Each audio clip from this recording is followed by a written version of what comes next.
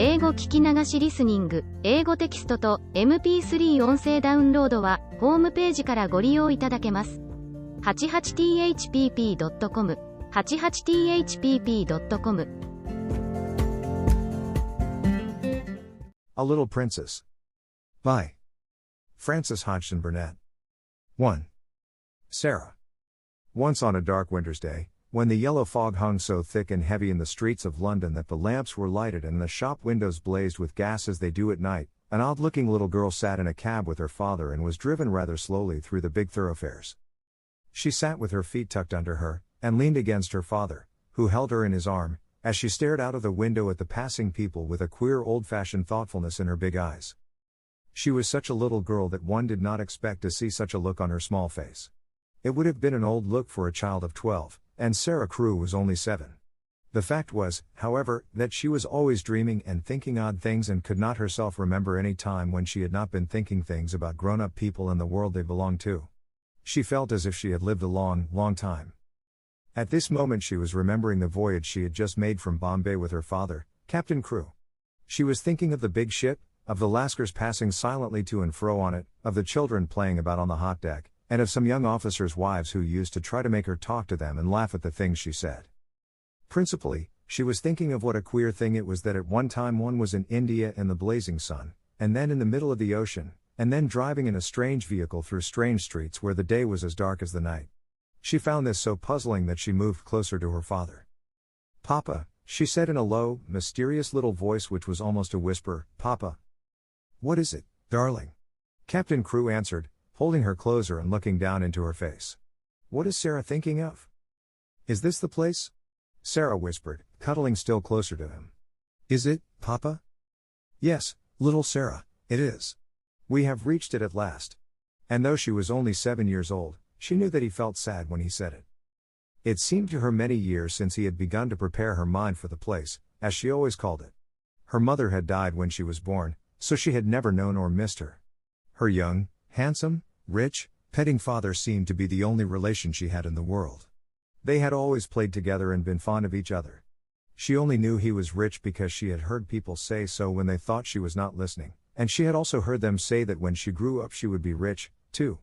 She did not know all that being rich meant. She had always lived in a beautiful bungalow, and had been used to seeing many servants who made salams to her and called her Missy Sahib, and gave her own way in everything. She had had toys and pets and an ayah who worshipped her, and she had gradually learned that people who were rich had these things. That, however, was all she knew about it. During her short life only one thing had troubled her, and that thing was the place she was to be taken to some day. The climate of India was very bad for children, and as soon as possible they were sent away from it, generally to England and to school. She had seen other children go away, and had heard their fathers and mothers talk about the letters they received from them. She had known that she would be obliged to go also, and though sometimes her father's stories of the voyage and the new country had attracted her, she had been troubled by the thought that he could not stay with her. "Couldn't you go to that place with me, Papa?" she had asked when she was 5 years old. "Couldn't you go to school, too? I would help you with your lessons." "But you will not have to stay for a very long time, little Sarah," he had always said. "You will go to a nice house where there will be a lot of little girls, and you will play together, and I will send you plenty of books, and you will grow so fast that it will seem scarcely a year before you are big enough and clever enough to come back and take care of Papa." She had liked to think of that. To keep the house for her father, to ride with him, and sit at the head of his table when he had dinner parties, to talk to him and read his books, that would be what she would like most in the world, and if one must go away to the place in England to attain it, she must make up her mind to go. She did not care very much for other little girls, but if she had plenty of books she could console herself.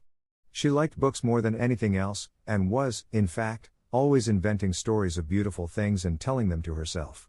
Sometimes she had told them to her father, and he had liked them as much as she did. "Well, Papa," she said softly, "if we are here I suppose we must be resigned." He laughed at her old-fashioned speech and kissed her. He was really not at all resigned himself, though he knew he must keep that a secret. His quaint little Sarah had been a great companion to him, and he felt he should be a lonely fellow when, on his return to India, he went into his bungalow knowing he need not expect to see the small figure in its white frock come forward to meet him. So he held her very closely in his arms as the cab rolled into the big, dull square in which stood the house which was their destination. It was a big, dull, brick house, exactly like all the others in its row, but that on the front door there shone a brass plate on which was engraved in black letters. Miss Minchin. Select Seminary for Young Ladies. Here we are, Sarah, said Captain Crewe, making his voice sound as cheerful as possible. Then he lifted her out of the cab and they mounted the steps and rang the bell. Sarah often thought afterward that the house was somehow exactly like Miss Minchin. It was respectable and well furnished, but everything in it was ugly, and the very armchairs seemed to have hard bones in them. In the hall everything was hard and polished, even the red cheeks of the moon face on the tall clock in the corner had a severe varnished look. The drawing room into which they were ushered was covered by a carpet with a square pattern upon it, the chairs were square, and a heavy marble timepiece stood upon the heavy marble mantel. As she sat down in one of the stiff mahogany chairs, Sarah cast one of her quick looks about her. "I don't like it, Papa," she said. "But then I dare say soldiers, even brave ones, don't really like going into battle." Captain Crewe laughed outright at this. He was young and full of fun, and he never tired of hearing Sarah's queer speeches. "Oh, little Sarah," he said. "What shall I do when I have no one to say solemn things to me? No one else is as solemn as you are." "But why do solemn things make you laugh so?" inquired Sarah. "Because you are such fun when you say them," he answered, laughing still more. And then suddenly he swept her into his arms and kissed her very hard, stopping laughing all at once and looking almost as if tears had come into his eyes. It was just then that Miss Minchin entered the room. She was very like her house, Sarah felt, tall and dull, and respectable and ugly. She had large, cold, fishy eyes, and a large, cold, fishy smile. It spread itself into a very large smile when she saw Sarah and Captain Crewe. She had heard a great many desirable things of the young soldier from the lady who had recommended her school to him. Among other things, she had heard that he was a rich father who was willing to spend a great deal of money on his little daughter. "It will be a great privilege to have charge of such a beautiful and promising child, Captain Crewe," she said, taking Sarah's hand and stroking it. "Lady Meredith has told me of her unusual cleverness.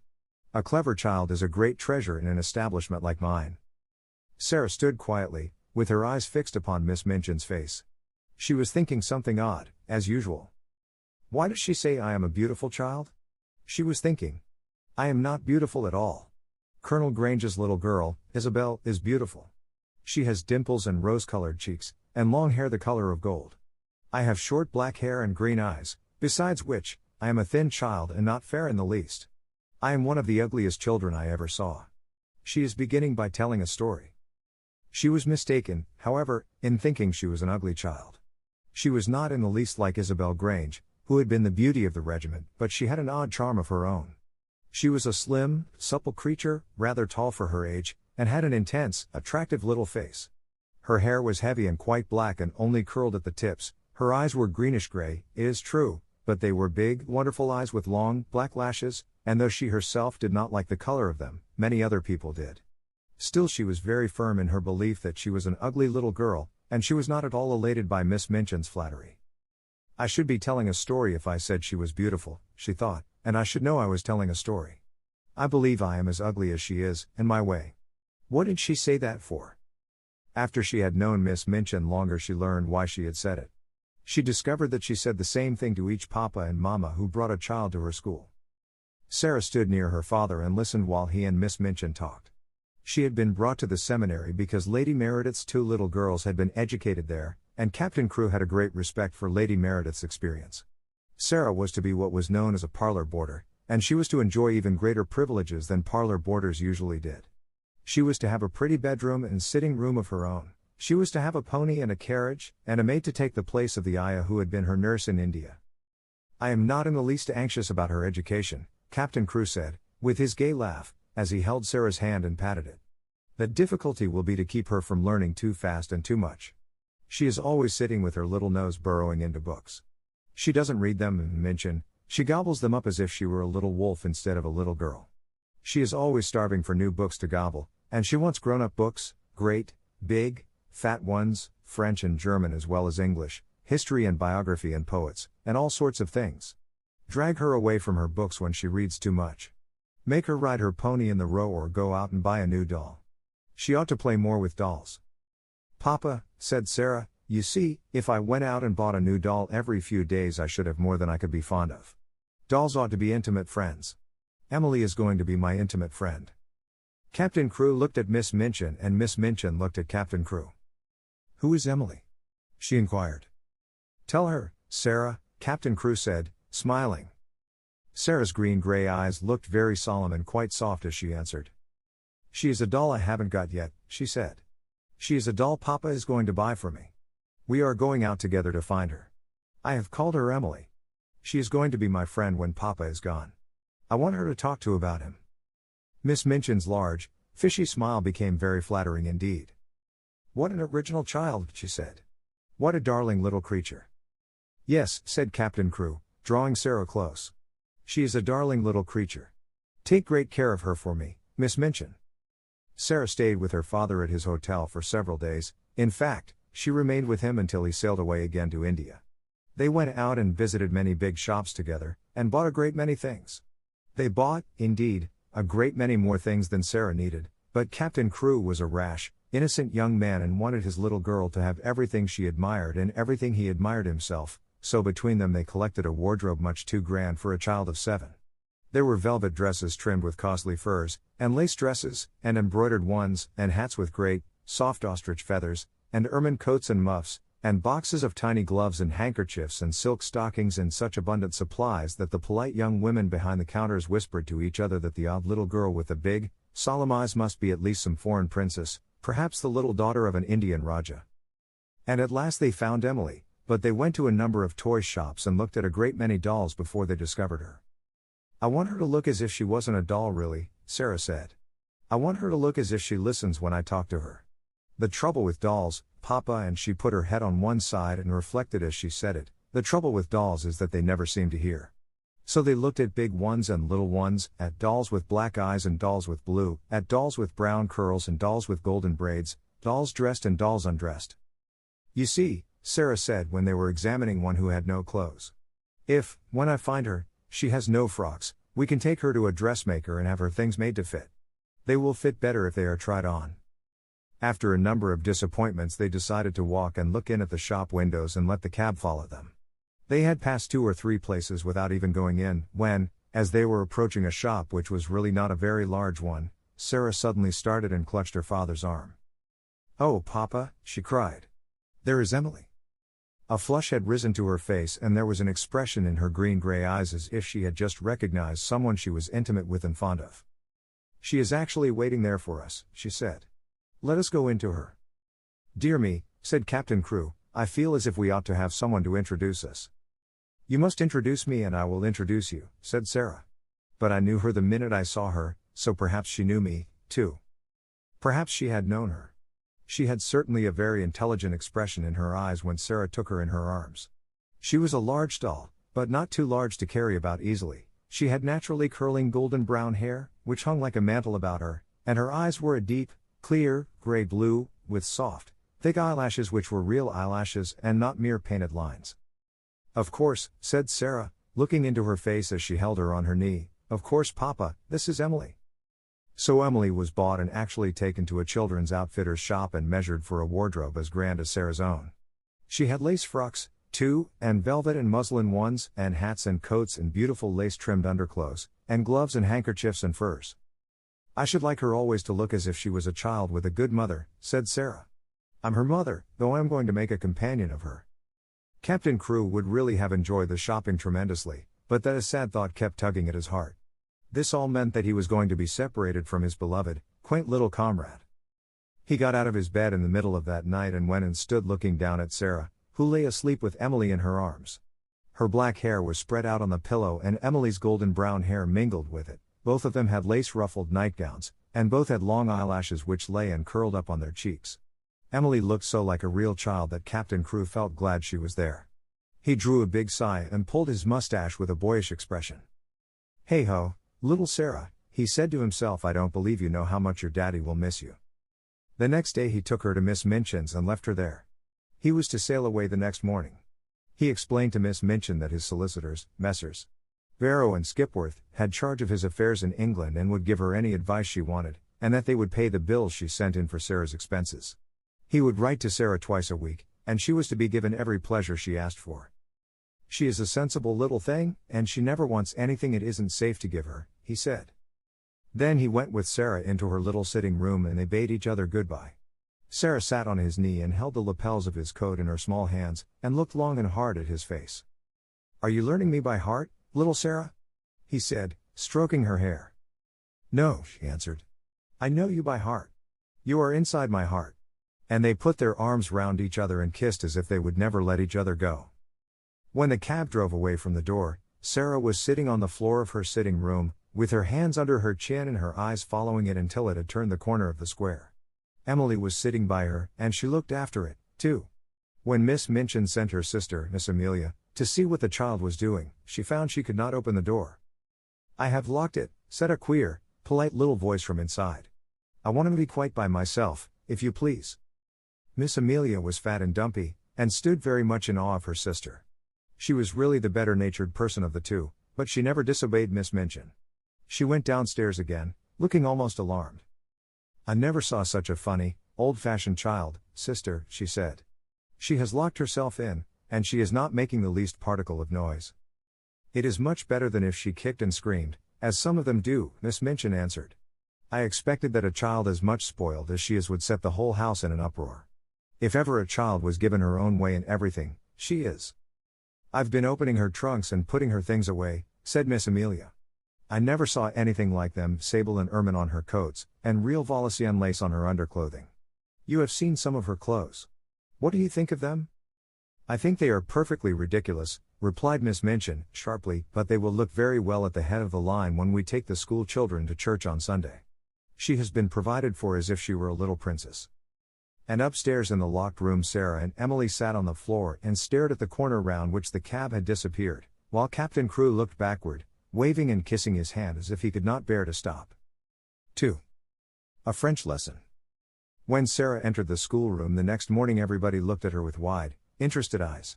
By that time every pupil, from Lavinia Herbert, who was nearly 13 and felt quite grown up, to Lottie Lee, who was only just 4 and the baby of the school, had heard a great deal about her. They knew very certainly that she was Miss Minchin's show pupil and was considered a credit to the establishment. One or two of them had even caught a glimpse of her French maid, Mariette, who had arrived the evening before. Lavinia had managed to pass Sarah's room when the door was open, and had seen Mariette opening a box which had arrived late from some shop. It was full of petticoats with lace frills on them, frills and frills, she whispered to her friend Jessie as she bent over her geography. "I saw her shaking them out. I heard Miss Minchin say to Miss Amelia that her clothes were so grand that they were ridiculous for a child. My mamma says that children should be dressed simply. She has got one of those petticoats on now. I saw it when she sat down." "She has silk stockings on," whispered Jessie, bending over her geography also. "And what little feet! I never saw such little feet." "Oh," sniffed Lavinia, spitefully, "that is the way her slippers are made. My mamma says that even big feet can be made to look small if you have a clever shoemaker. I don't think she is pretty at all. Her eyes are such a queer color." "She isn't pretty as other pretty people are," said Jessie, stealing a glance across the room, "but she makes you want to look at her again. She has tremendously long eyelashes, but her eyes are almost green." Sarah was sitting quietly in her seat, waiting to be told what to do. She had been placed near Miss Minchin's desk. She was not abashed at all by the many pairs of eyes watching her. She was interested and looked back quietly at the children who looked at her. She wondered what they were thinking of, and if they liked Miss Minchin, and if they cared for their lessons, and if any of them had a papa at all like her own. She had had a long talk with Emily about her papa that morning. "He is on the sea now, Emily," she had said. "We must be very great friends to each other and tell each other things. Emily, look at me. You have the nicest eyes I ever saw, but I wish you could speak." She was a child full of imaginings and whimsical thoughts, and one of her fancies was that there would be a great deal of comfort in even pretending that Emily was alive and really heard and understood. After Mariette had dressed her in her dark blue schoolroom frock and tied her hair with a dark blue ribbon, she went to Emily, who sat in a chair of her own, and gave her a book. "You can read that while I am downstairs," she said, and, seeing Mariette looking at her curiously, she spoke to her with a serious little face. "What I believe about dolls," she said, "is that they can do things they will not let us know about. Perhaps, really, Emily can read and talk and walk, but she will only do it when people are out of the room. That is her secret. You see, if people knew that dolls could do things, they would make them work. So, perhaps, they have promised each other to keep it a secret. If you stay in the room, Emily will just sit there and stare, but if you go out, she will begin to read, perhaps, or go and look out of the window. Then as she heard either of us coming, she would just run back and jump into her chair and pretend she had been there all the time. Comme elle est drôle, Mariette said to herself, and when she went downstairs she told the head housemaid about it. But she had already begun to like this odd little girl who had such an intelligent small face and such perfect manners. She had taken care of children before who were not so polite. Sarah was a very fine little person, and had a gentle, appreciative way of saying, "If you please, Mariette." "Thank you, Mariette," which was very charming. Mariette told the head housemaid that she thanked her as if she was thanking a lady. "Elle a l'air d'une princesse, cette petite," she said. Indeed, she was very much pleased with her new little mistress and liked her place greatly. After Sarah had sat in her seat in the schoolroom for a few minutes, being looked at by the pupils, Miss Minchin rapped in a dignified manner upon her desk. "Young ladies," she said, "I wish to introduce you to your new companion." All the little girls rose in their places, and Sarah rose also. "I shall expect you all to be very agreeable to Miss Crewe. She has just come to us from a great distance, in fact, from India. As soon as lessons are over you must make each other's acquaintance." The pupils bowed ceremoniously, and Sarah made a little curtsy, and then they sat down and looked at each other again. "Sarah," said Miss Minchin in her schoolroom manner, "come here to me." She had taken a book from the desk and was turning over its leaves. Sarah went to her politely. "As your papa has engaged a French maid for you," she began, "I conclude that he wishes you to make a special study of the French language." Sarah felt a little awkward. "I think he engaged her," she said, "because he thought I would like her, Miss Minchin." "I am afraid," said Miss Minchin, with a slightly sour smile, "that you have been a very spoiled little girl and always imagine that things are done because you like them. My impression is that your papa wished you to learn French." If Sarah had been older or less punctilious about being quite polite to people, she could have explained herself in a very few words. But, as it was, she felt a flush rising on her cheeks. Miss Minchin was a very severe and imposing person, and she seemed so absolutely sure that Sarah knew nothing whatever of French that she felt as if it would be almost rude to correct her. The truth was that Sarah could not remember the time when she had not seemed to know French. Her father had often spoken it to her when she had been a baby. Her mother had been a Frenchwoman, and Captain Crewe had loved her language, so it happened that Sarah had always heard and been familiar with it. I have never really learned French, but, she began, trying shyly to make herself clear. One of Miss Minchin's chief secret annoyances was that she did not speak French herself, and was desirous of concealing the irritating fact. She, therefore, had no intention of discussing the matter and laying herself open to innocent questioning by a new little pupil. "That is enough," she said with polite tartness. "If you have not learned, you must begin at once. The French master, Monsieur Defarge, will be here in a few minutes. Take this book and look at it until he arrives." Sarah's cheeks felt warm. She went back to her seat and opened the book. She looked at the first page with a grave face. She knew it would be rude to smile, and she was very determined not to be rude. But it was very odd to find herself expected to study a page which told her that le père meant the father, and la mère meant the mother. Miss Minchin glanced toward her scrutinizingly. "You look rather cross, Sarah," she said. "I am sorry you do not like the idea of learning French." "I am very fond of it," answered Sarah, thinking she would try again, but... "You must not say but when you are told to do things," said Miss Minchin. "Look at your book again." And Sarah did so, and did not smile, even when she found that le fils meant the son, and le frère meant the brother. "When Monsieur Defarge comes," she thought, "I can make him understand." Monsieur Defarge arrived very shortly afterward. He was a very nice, intelligent, middle-aged Frenchman, and he looked interested when his eyes fell upon Sarah, trying politely to seem absorbed in her little book of phrases. "Is this a new pupil for me, madam?" he said to Miss Minchin. "I hope that is my good fortune. Her papa, Captain Crewe, is very anxious that she should begin the language. But I am afraid she has a childish prejudice against it. She does not seem to wish to learn," said Miss Minchin. "I am sorry of that, mademoiselle," he said kindly to Sarah. "Perhaps, when we begin to study together, I may show you that it is a charming tongue." Little Sarah rose in her seat. She was beginning to feel rather desperate, as if she were almost in disgrace. She looked up into Monsieur Defarge's face with her big, green-grey eyes, and they were quite innocently appealing. She knew that he would understand as soon as she spoke. She began to explain quite simply in pretty and fluent French. Madame had not understood. She had not learned French exactly, not out of books, but her papa and other people had always spoken it to her, and she had read it and written it as she had read and written English. Her papa loved it, and she loved it because he did. Her dear mamma, who had died when she was born, had been French. She would be glad to learn anything Monsieur would teach her, but what she had tried to explain to Madame was that she already knew the words in this book, and she held out the little book of phrases. When she began to speak, Miss Minchin started quite violently and sat staring at her over her eyeglasses, almost indignantly, until she had finished. Monsieur Defarge began to smile, and his smile was one of great pleasure. To hear this pretty childish voice speaking his own language so simply and charmingly made him feel almost as if he were in his native land, which in dark, foggy days in London sometimes seemed worlds away. When she had finished, he took the phrase book from her, with a look almost affectionate. But he spoke to Miss Minchin. "Ah, Madam," he said, "there is not much I can teach her. She has not learned French. She is French. Her accent is exquisite."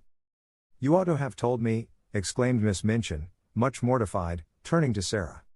I tried," said Sarah. I suppose I did not begin right." Miss Minchin knew she had tried, and that it had not been her fault that she was not allowed to explain. And when she saw that the pupils had been listening and that Lavinia and Jessie were giggling behind their French grammars, she felt infuriated. "Silence, young ladies," she said severely, rapping upon the desk. "Silence at once." And she began from that minute to feel rather a grudge against her show pupil. 3. Ermengarde. On that first morning, when Sarah sat at Miss Minchin's side, aware that the whole schoolroom was devoting itself to observing her, she had noticed very soon one little girl, about her own age, who looked at her very hard with a pair of light, rather dull, blue eyes. She was a fat child who did not look as if she were in the least clever, but she had a good-naturedly pouting mouth. Her flaxen hair was braided in a tight pigtail, tied with a ribbon, and she had pulled this pigtail around her neck, and was biting the end of the ribbon, resting her elbows on the desk, as she stared wonderingly at the new pupil. When Monsieur Defarge began to speak to Sarah, she looked a little frightened, and when Sarah stepped forward and, looking at him with the innocent, appealing eyes, answered him, without any warning, in French, the fat little girl gave a startled jump, and grew quite red in her awed amazement. Having wept hopeless tears for weeks in her efforts to remember that la mère meant the mother, and la père, the father, when one spoke sensible English, it was almost too much for her suddenly to find herself listening to a child her own age who seemed not only quite familiar with these words, but apparently knew any number of others, and could mix them up with verbs as if they were mere trifles. She stared so hard and bit the ribbon on her pigtail so fast that she attracted the attention of Miss Minchin, who, feeling extremely cross at the moment, immediately pounced upon her.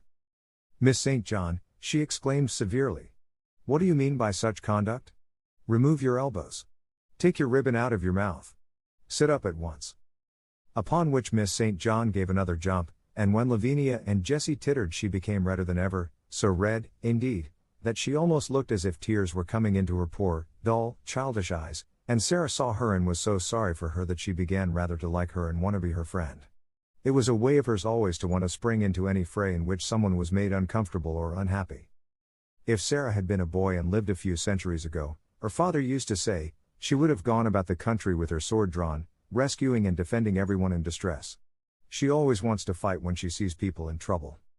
So she took rather a fancy to fat, slow, little Miss St. John, and kept glancing toward her through the morning. She saw that lessons were no easy matter to her, and that there was no danger of her ever being spoiled by being treated as a show pupil. Her French lesson was a pathetic thing. Her pronunciation made even Monsieur Defarge smile in spite of himself, and Lavinia and Jessie and the more fortunate girls either giggled or looked at her in wondering disdain. But Sarah did not laugh. She tried to look as if she did not hear when Miss St. John called le bon pain, le bon pang. She had a fine, hot little temper of her own, and it made her feel rather savage when she heard the titters and saw the poor, stupid, distressed child's face. "It isn't funny, really," she said between her teeth, as she bent over her book. "They ought not to laugh." When lessons were over and the pupils gathered together in groups to talk, Sarah looked for Miss St. John, and finding her bundled rather disconsolately in a window seat, she walked over to her and spoke. She only said the kind of thing little girls always say to each other by way of beginning an acquaintance, but there was something friendly about Sarah, and people always felt it. "What is your name?" she said. To explain Miss St. John's amazement one must recall that a new pupil is, for a short time, a somewhat uncertain thing, and of this new pupil the entire school had talked the night before until it fell asleep quite exhausted by excitement and contradictory stories. A new pupil with a carriage and a pony and a maid, and a voyage from India to discuss, was not an ordinary acquaintance. "My name's Ermengarde St. John," she answered. Mine is Sarah Crew, said Sarah. Yours is very pretty. It sounds like a storybook. Do you like it? Fluttered Ermengarde. I like yours. Miss St. John's chief trouble in life was that she had a clever father. Sometimes this seemed to her a dreadful calamity. If you have a father who knows everything, who speaks 7 or 8 languages, and has thousands of volumes which he has apparently learned by heart, he frequently expects you to be familiar with the contents of your lesson books at least, and it is not improbable that he will feel you ought to be able to remember a few incidents of history and to write a French exercise. Ermengarde was a severe trial to Mr. St. John. He could not understand how a child of his could be a notably and unmistakably dull creature who never shone in anything. Good heavens! He had said more than once, as he stared at her, there are times when I think she is as stupid as her Aunt Eliza. If her Aunt Eliza had been slow to learn and quick to forget a thing entirely when she had learned it, Ermengarde was strikingly like her. She was the monumental dunce of the school, and it could not be denied. She must be made to learn, her father said to Miss Minchin. Consequently, Ermengarde spent the greater part of her life in disgrace or in tears. She learned things and forgot them, or, if she remembered them, she did not understand them. So it was natural that, having made Sarah's acquaintance, she should sit and stare at her with profound admiration. You can speak French, can't you? She said respectfully. Sarah got onto the window seat, which was a big, deep one, and, tucking up her feet, sat with her hands clasped round her knees. I can speak it because I have heard it all my life, she answered. You could speak it if you had always heard it. Oh, I couldn't, said Ermengarde. I never could speak it. Why? Inquired Sarah, curiously. Ermengarde shook her head so that the pigtail wobbled. You heard me just now, she said. I'm always like that. I can't say the words. They're so queer. She paused a moment, and then added with a touch of awe in her voice, You are clever, aren't you?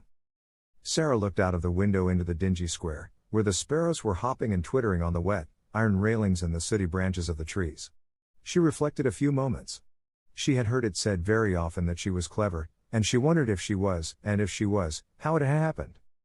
I don't know, she said. I can't tell. Then, seeing a mournful look on the round, chubby face, she gave a little laugh and changed the subject. Would you like to see Emily? She inquired. Who is Emily? Ermengarde asked, just as Miss Minchin had done. Come up to my room and see, said Sarah, holding out her hand. They jumped down from the window seat together, and went upstairs. Is it true, Ermengarde whispered, as they went through the hall, is it true that you have a playroom all to yourself? Yes, Sarah answered.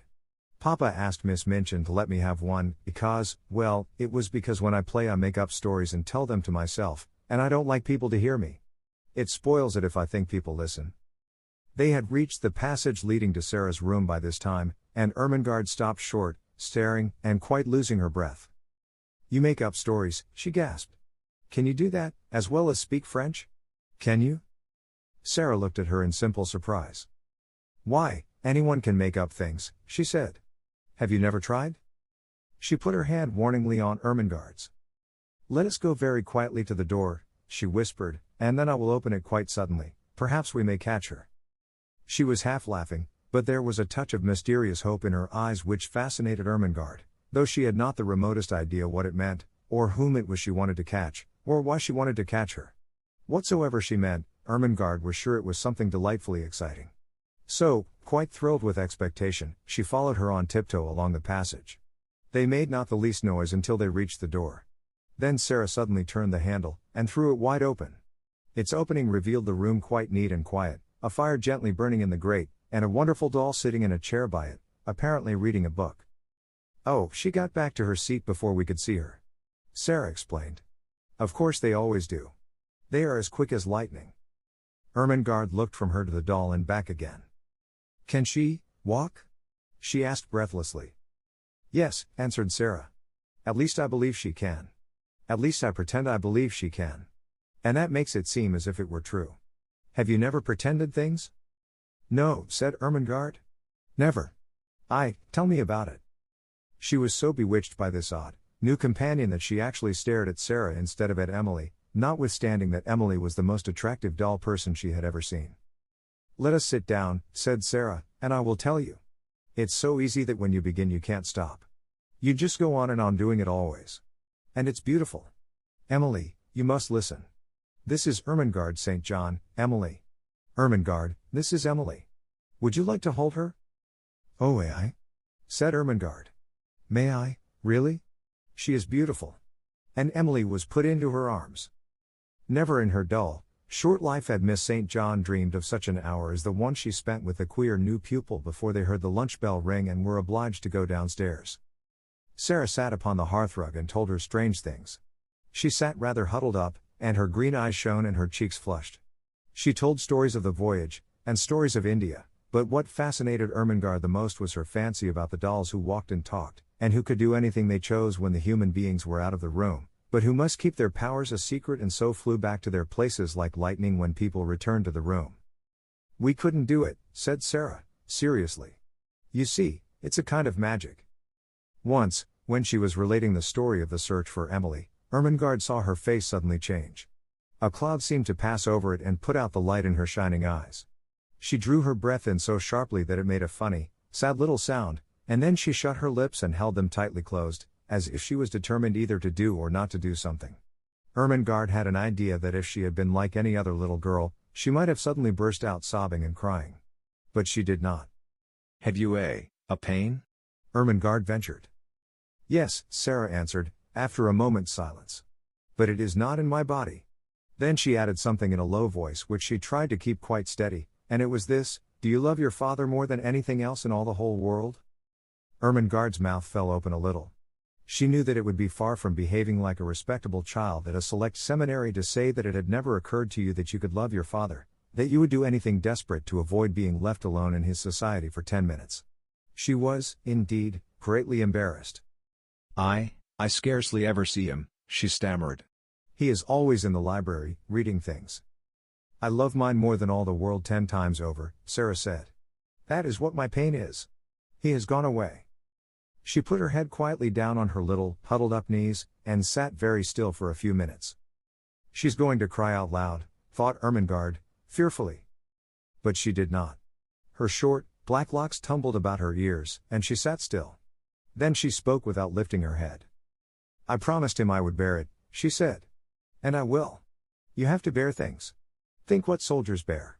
Papa is a soldier. If there was a war he would have to bear marching and thirstiness and, perhaps, deep wounds.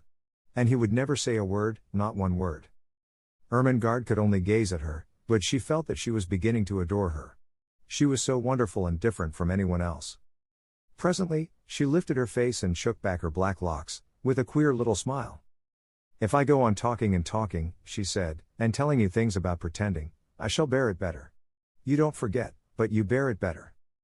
Ermengarde did not know why a lump came into her throat and her eyes felt as if tears were in them. Lavinia and Jessie are best friends, she said rather huskily. I wish we could be best friends. Would you have me for yours? You're clever, and I'm the stupidest child in the school, but I do so like you. I'm glad of that, said Sarah. It makes you thankful when you are liked. Yes. We will be friends. And I'll tell you what, a sudden gleam lighting her face, I can help you with your French lessons. 英語聞き流しリスニング、英語テキストと MP3 音声ダウンロードはホームページからご利用いただけます。88thpp.com、88thpp.com